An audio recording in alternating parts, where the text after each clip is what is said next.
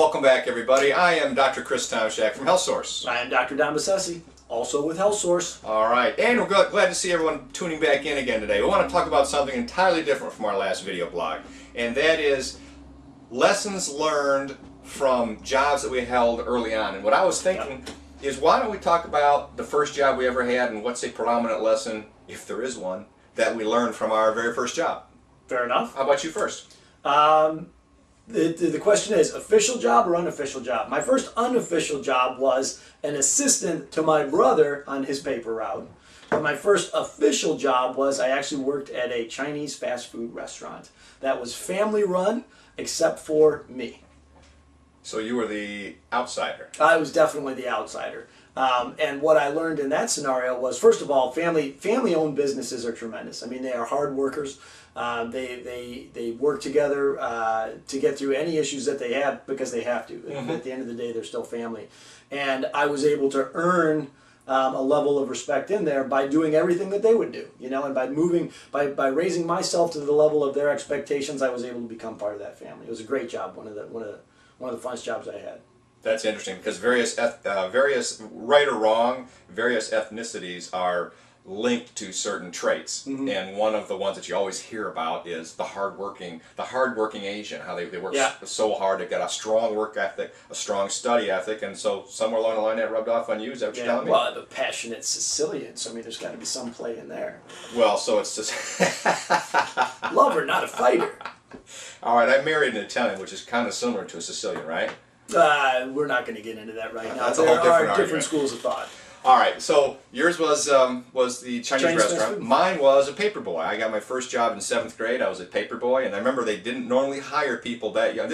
Okay, some of you guys are tuning into this. What the heck's a Paperboy? Yeah, that's a good point. It's not the guy. What's a newspaper? Yeah, what's a newspaper? Number one, it's that thing that you unfold. It's at the end of your driveway in the morning. Well, for half the people.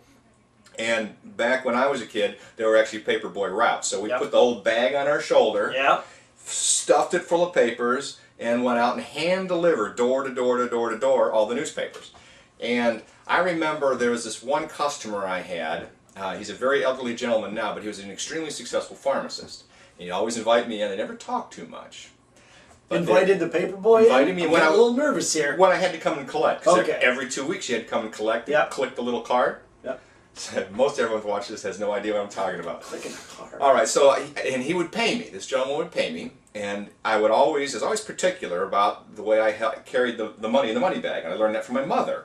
That all the heads of the dollar bills, all the George Washingtons had to face the same direction, and then you had to have the 20s followed by the 10s and the 5s and the 1s. So everything was perfect in my little money bag. Wow.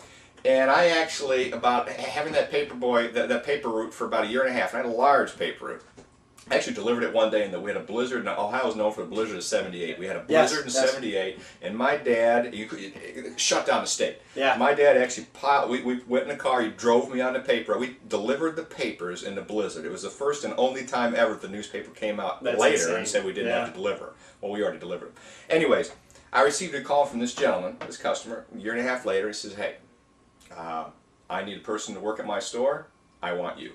Interesting. And the whole reason was because of the way I organized the money bag. It impressed him. Yeah. And he figured, hey, if you're that careful, some people might say that's a little anal, and maybe it is, but if you're that careful about that simple little detail, you're probably very careful about the rest of the details in your life. Yeah. And so I learned that the thing that I learned was organization. It's extremely important. People look at what we do and the way we do it and the way we say it. Absolutely. Right or wrong. So we're judged.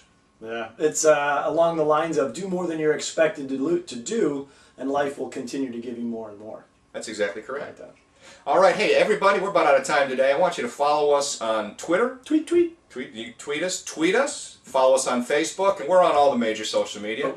Yep, and healthsourcechiro.com. Take care. Thank you.